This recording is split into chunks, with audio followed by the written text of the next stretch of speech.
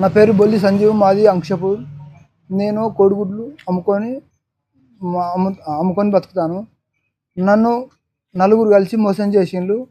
రామ్ లక్ష్మణ్ బిల్లా అమ్మితే 12 కోట్లు వస్తాయని నమ్మించి ₹1,00,000 తీసుకున్నారు. నమ్మించి మోసం చేసిన వాళ్ళు రామ్ లక్ష్మణ్ బిల్లా అమ్మితే 12 కోట్లు అవుతాయి, నీకు ₹1,00,00,000 ఇస్తామని నా దగ్గర ₹1,00,000 తీసుకొని నన్ను మోసం చేసిండ్రు. నన్ను మోసం చేసిన వాళ్ళు తిప్పనపల్లి కోటేశు, సన్నాఫ్ బాపు, అంతర్గాన్ రమేష్, సన్నాఫ్ సమ్మయ్య, దయ్యం సమ్మయ్య, మన లక్ష్మణులు, మామిడి రవి, సన్నాఫ్ సారయ్య. వీళ్ళు రామ్ లక్ష్మణ్ బిల్లలు పట్టుకొని తిరిగి చాలామంది మోసం చేస్తున్నారు. నన్ను కూడా మోసం చేసిన అందులో నేను ఒకరిని. ఇది ఎస్ఐ కాటరం పోలీస్ స్టేషన్లో కంప్లైంట్ ఇచ్చిన.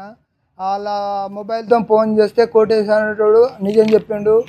మళ్ళీ ఒక వీడియో వార్తలకు ఎక్కిన పోలే ఈ న్యూస్ చూసి భూపాలపల్లి ఎస్ఐ దగ్గరికి మామిడి రవి పిలిపిస్తే ఎస్ఐ అడిగిండు, అరే నువ్వు బిల్ల పట్టుకపోయి చూపించినవారా అంటే, చూపించిన సార్, మేము తీసుకొని ₹1,00,000 తీసుకొని మేము నలుగురం పంచుకున్నాం అని చెప్పిండు. ఇది కాదని ఎస్ఐకి చెప్పలేదని మోసం చేస్తే ఆయన కొడుకు మీద ఈ నలుగురు ఇట్లా ఎవ్వరొక్కరు అలా కొడుకు మీద పోషమ్మ మీద బొట్టు పోతా అలా కొడుకు మీద చెప్పి అంటే ఈ పైసలకు నేను ఇవ్వద్దని ఒప్పుకుంటా. కానీ వీళ్ళు చట్టం ఇది ఇసంటి బాగా జరుగుతున్నాయి. ఇది ఆలోచించి ఇసంటి ఎక్కువ జనం మోసపోకుండా దీంతోనే అరికట్టాలి. ఎందుకంటే ఇదివరకు 18 లక్షల దాకా జనం మోసపోయినలాట. నాకు ఎక్కడ పోయినా కూడా చెప్తాను, నీకు కూడా మోసపోయినా. మోసపోయిన వాళ్ళు మీడియా ముందుకు రావచ్చు. ఈ అధికారులు పట్టించుకొని వాళ్ళ మీద చర్య తీసుకోవాలి. నన్ను చంపుతా అని బెదిరిస్తున్నారు. నువ్వు మీడియాకి ఎక్కినావు కదా, నిన్ను ఎట్లా చంపేస్తామని నన్ను బెదిరిస్తున్నారు. కావున దీన్ని చట్టం ఆలోచించి దృష్టిలో పెట్టుకొని ఇటువంటి నేరాలు జరగకుండా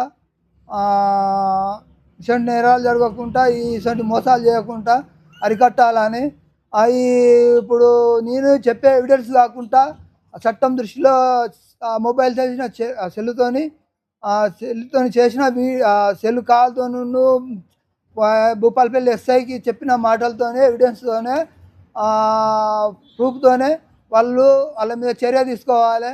మళ్ళీ ఒకటి ప్లస్ పాయింట్, వాళ్ళ దగ్గర మామిడి దగ్గర ఉన్న రామ్ లక్ష్మణ్ బిల్లా ఎన్క్వైరీ చేసుకోవాలని కోరుకుంటున్నాను. ఇది నేను ఒక్కనే కాదు, ఇంకెవరు మోసపోవద్దు. ఈ వీడియోను ఒకరి నుంచి ఒకరు షేర్ చేయండి. ఇది కష్టం చేసిన పైసలు, వీళ్ళు ఈ పైసలు తీసుకొని భూములు కొనుక్కుంటానులాట, జాగాలు కొనుక్కుంటానులాట. ఇది జనం తీసుకున్న వాళ్ళు ఏడుతున్నారు, కానీ వాళ్ళు నవ్వుకుంటూ భూములు కొనుక్కుంటున్నారు. మళ్ళీ ఒకటి ఈ పైసలు తీసుకొని అప్పుగా రాయించుకుంటాను. అప్పుగా రాసిచ్చినట్టు కాగితం రాసిచ్చి ఇక నువ్వు ఏదో చెప్పుకపోరి అని అంటున్నారు. ఇది చట్టం దృష్టికి తీసుకపోతే ఈ సివిల్ కేసు మేము పట్టించుకోము, ఇది అప్పు కేసు అని అంటున్నారు. కానీ ఇది అదుపులో తీసుకొని ఇది వాళ్ళ మీద చర్య తీసుకోవాలని ఈ వీడియోను ఒకరి నుంచి ఒకరు షేర్ చేయండి. ఈ మీడియా వాళ్ళను ఎవరైనా తిట్టినా కూడా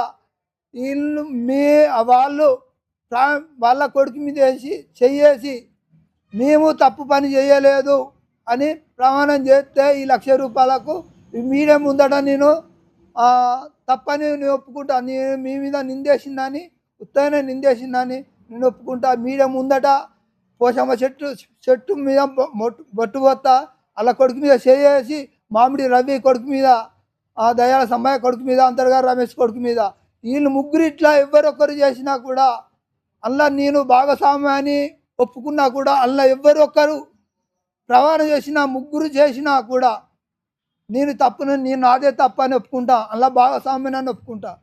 కానీ ఇది తప్పును చట్టము ఈ విచారించి ఈ వీడియో చూసి కేసు వాళ్ళ మీద చర్య తీసుకోవాలని నమస్కారం. ఇగో వాళ్ళ ఫోన్ నెంబర్లు, వాళ్ళ ఫోన్ నెంబర్ ఇగో కోటేశు, దయ్యం సమ్మయ్య, మామిడి రవి, అంతర్గా రమేష్ ఫోటో చిక్కలేదు, అంతర్గా రమేష్ అయ్య పేరు సమ్మయ్య, బొప్పారం.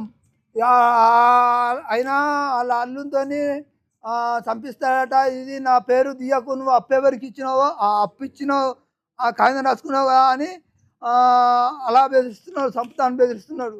కానీ ఇది ఆలోచించి నాకు న్యాయం జరగాలని కోరుకుంటాను. నమస్కారం అందరికీ.